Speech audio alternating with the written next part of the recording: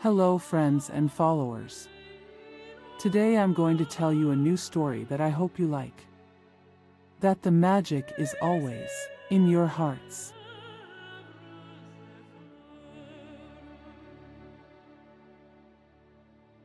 This beautiful and touching story occurred many years ago in a small city in the Far East. It was a city inhabited by very humble people. In a beautiful palace on the outskirts of that city, in a very quiet place, lived a beautiful and enigmatic girl named Elisa. She was really lovely. She was a very cultured and educated teenager, and she was also extremely sensitive. She was a dreamer, and imagined what her future would be like when her father was no longer around. Imabot was an immensely wealthy merchant who had made his fortune bringing spices and beautiful silk fabrics to Europe, which he sold at a quite reasonable price. He had worked hard from a very young age, and he knew that his wealth was deservedly earned.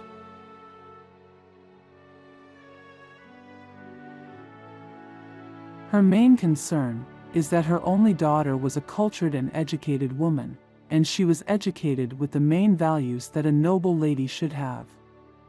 Elisa spent most of her time reading and studying. He knew how to speak several languages and mastered mathematics, literature, and philosophy. But what worried him most was becoming a good person.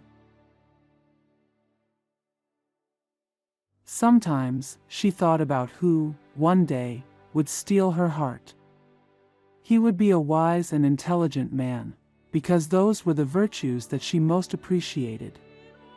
She would fall asleep every night talking to him about life, love, and the beautiful things that existed in the world. On the other side of the city, in the poorest and most abandoned area, lived a young boy of 16 years old, who shared a modest house on the outskirts with several other young people. He never met his parents, who abandoned him when he was still a baby. He had made a living in order to survive, and he dreamed of being, one day, someone elegant and distinguished. Every day, he got up early to walk to the big city, which was several kilometers away.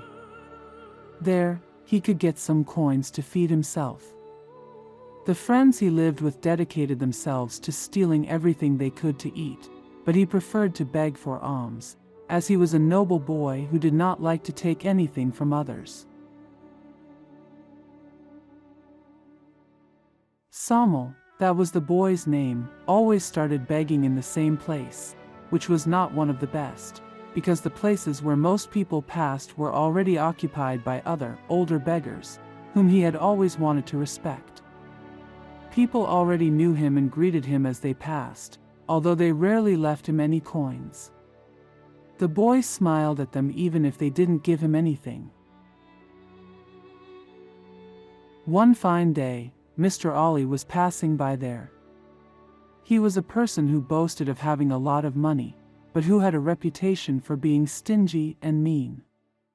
According to what they said, he humiliated his wife in public and liked to play jokes on others that were not funny, and he laughed at everyone without any kind of compassion.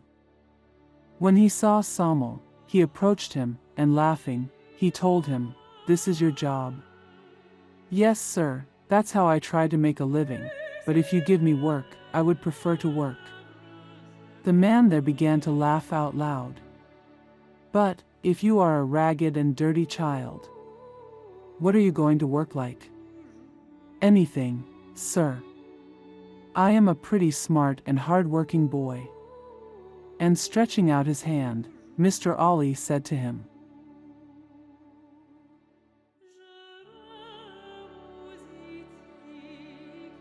"You are only good for begging. Here are 2 coins, but I'll only give you 1. Choose the one you want."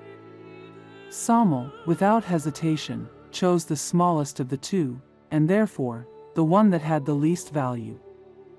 Everyone who was there was stunned by the boy's choice. Mr. Ollie started to laugh again. This time, even louder.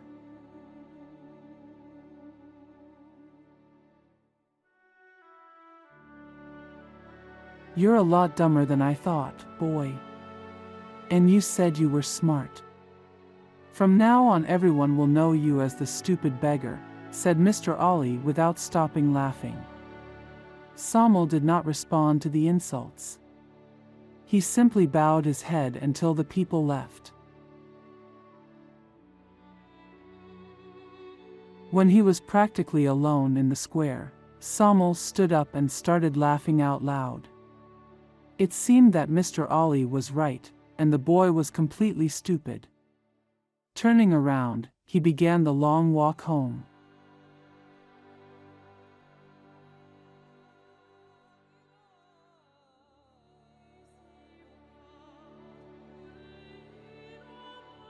The next day, Mr. Ollie made sure that the entire city knew about the existence of the foolish beggar. He was telling everyone that he had met the least intelligent boy in the city. People were laughing out loud, and they were telling each other. There was a beggar boy who, if you gave him 2 coins to choose from, would choose the one with the lowest value. Gossip spread so much throughout the city that everyone wanted to see for themselves that he really was such a stupid boy. Long queues formed to see Sommel in person. Everyone offered him 2 coins, and indeed, the boy always chose the one of lesser value. Everyone was laughing around, as if it were a circus show. Meanwhile, in Lord Imabot's palace, life passed placidly and calmly. But for the rich merchant, there was something that worried him. He called his daughter because he wanted to talk to her. "Tell me, father, what do you want to talk to me about?" "It's urgent." "It is not urgent, my daughter, but I am seeing that you are always so dedicated to studying that you hardly interact with anyone. You, father, were the one who instilled in me the value of reading and learning. But I like studying new things so much that sometimes I even forget to eat. I lost it, but I want to warn you, with all my good intentions, that you also learn from others. I, in fact, made my great fortune talking to everyone. But you, dear daughter, are the one who has to decide your destiny. If you believe so, so it will be.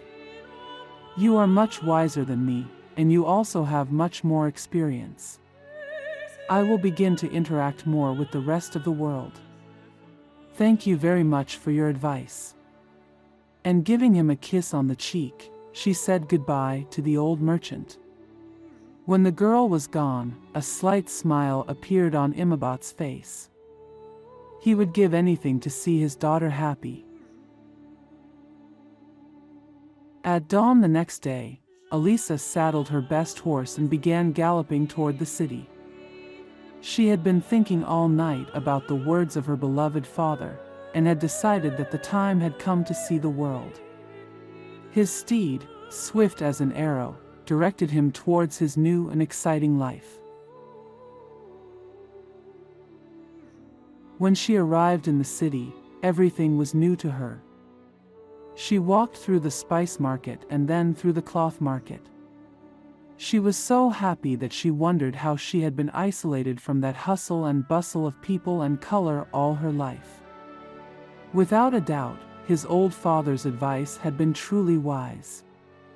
It was as if she had been reborn. She was so happy watching everything, when something made her get off her horse. A great crowd of people gathered around a young boy, at whom everyone laughed. Approaching discreetly, she began to observe everything that was happening there. After spending a long time looking at the tumult, she realized what the reason for so much laughter was.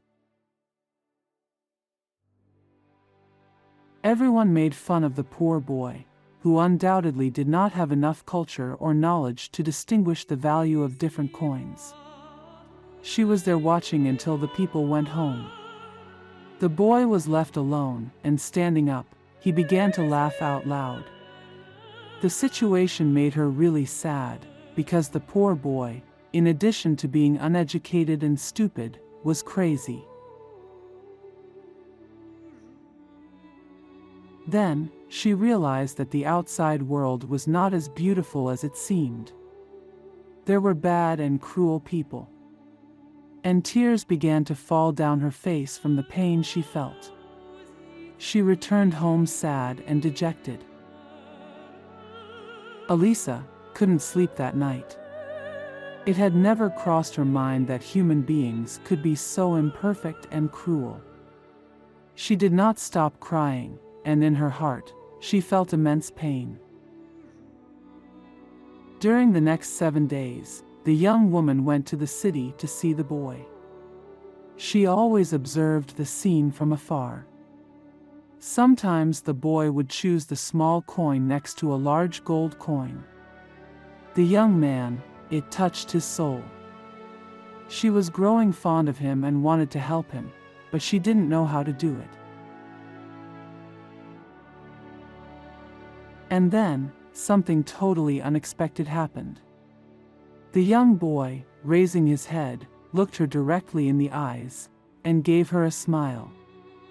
The young woman felt a chill run through her body from head to toe. She felt something she had never felt before.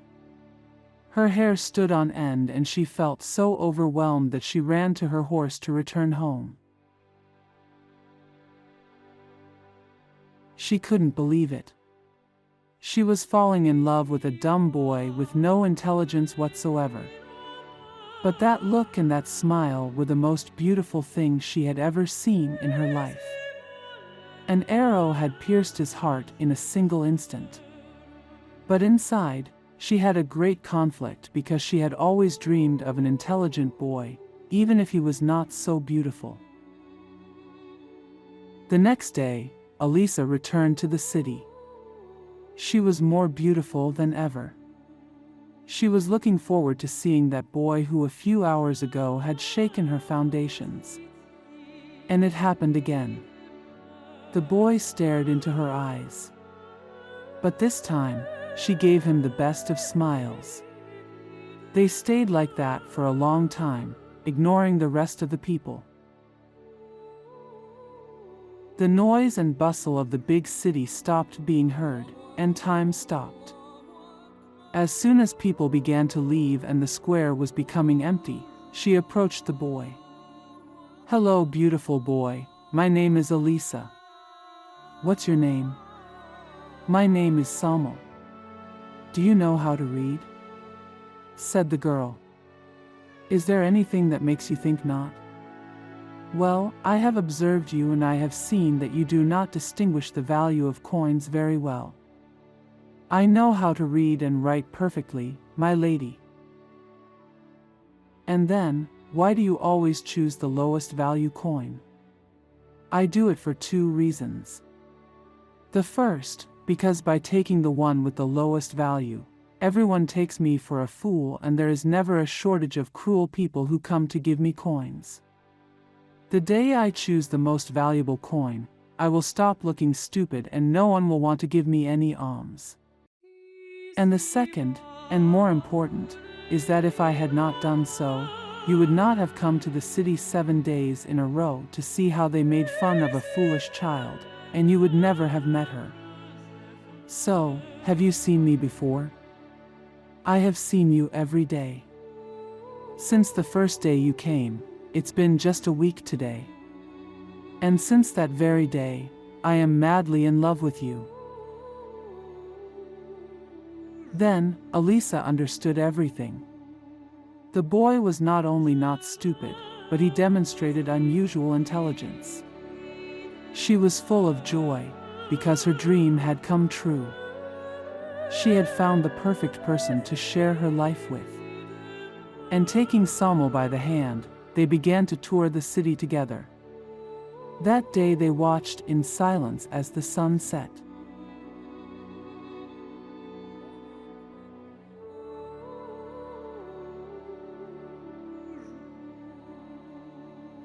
That was the first night, of the thousands that came later, since Elisa and Samuel were happy for all eternity. Legend says that the stars in the firmament are the tears that Elisa shed the day she realized the imperfections and bad behaviors that we human beings often have.